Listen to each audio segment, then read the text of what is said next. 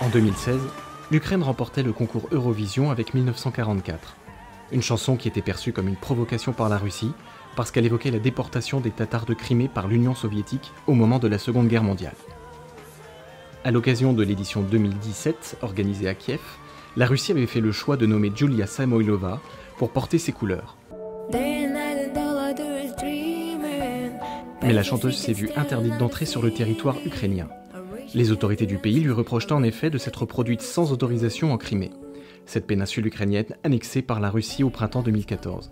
Dès lors, impossible pour elle de prendre part à la compétition.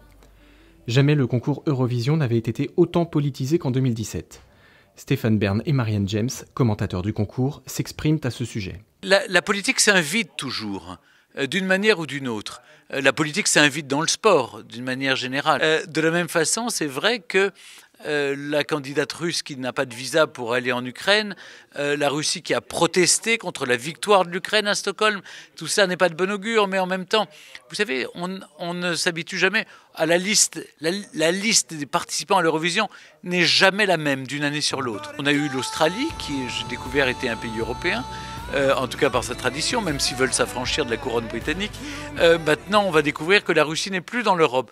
Mais le temps d'une année, vous savez, ces aléas de la politique sont pour moi moins gênants pour l'Eurovision que la répartition des votes, où je trouve que là, la géopolitique s'invite vraiment à l'Eurovision.